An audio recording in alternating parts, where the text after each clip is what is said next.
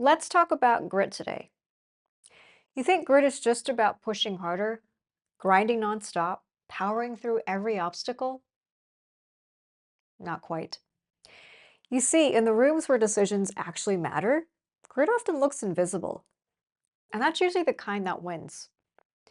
Most people think of grit as like endurance. So, staying late, hitting deadlines, taking on that extra project, muscling through, finish the mission, show up, be consistent. Those things matter, absolutely. But real grit isn't just about willpower. It's situational intelligence. It's understanding what the moment actually needs and being able to adjust. Sometimes grit is force, sometimes it's fluency. The mistake here is assuming it's always force. But grit isn't always about like who speaks the loudest or moves the fastest, right? Often, it's actually in how you hold yourself in the room.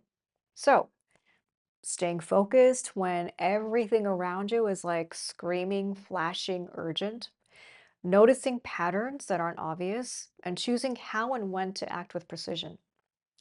It's knowing which battles are worth fighting for, which can wait, and which can be tossed to the side. Even the small, like almost invisible choices, the pause to clarify a detail, asking that question to reframe a conversation, those can actually change outcomes. That quiet contextual grit, it often moves results far more than the loud and relentless kind. And here's the part that we don't really want to name. Some of the most powerful forms of grit show up in qualities that we've been taught to treat as soft.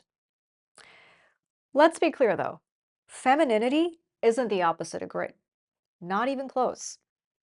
Emotional literacy, perceptiveness, relational awareness, these are not liabilities.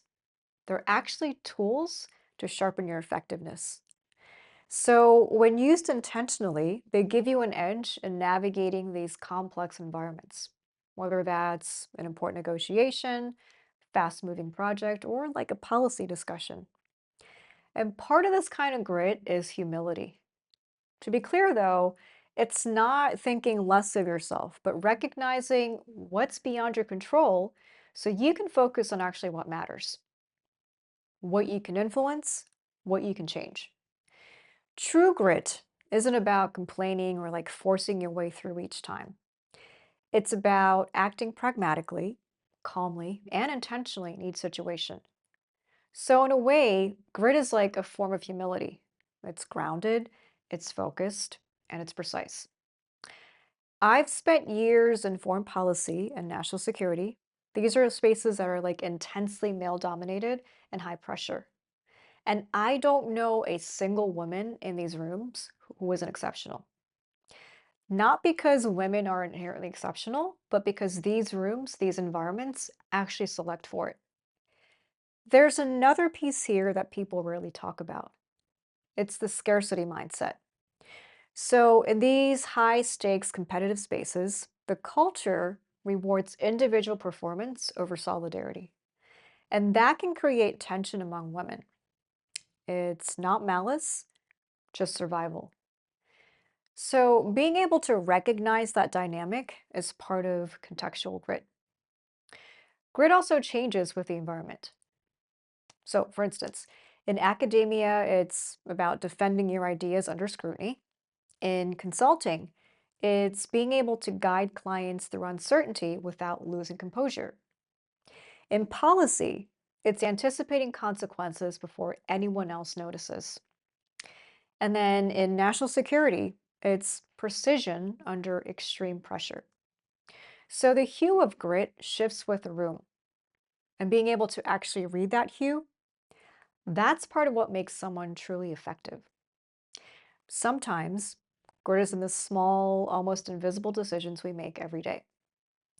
For instance, letting someone else speak first, waiting, which is hard for many of us, waiting to clarify a point until it matters, choosing the moment to push an idea forward, or even to step back entirely. These are not flashy moves, right? No one's watching. But that's where grit often does its work. There's no virtue in endless suffering. Real grit includes moments of pause, moments of doubt, and recalibration. Sometimes the strongest thing you can do is to actually be human.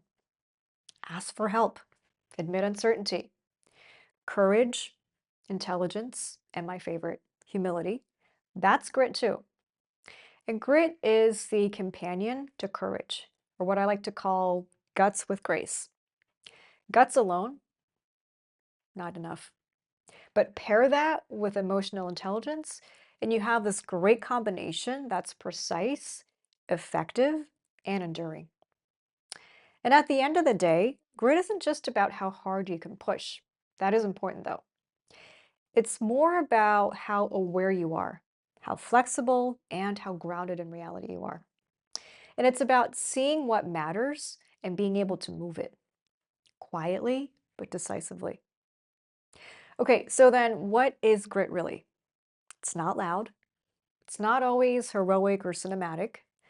Most of the time, it's quiet, adaptive, surgical.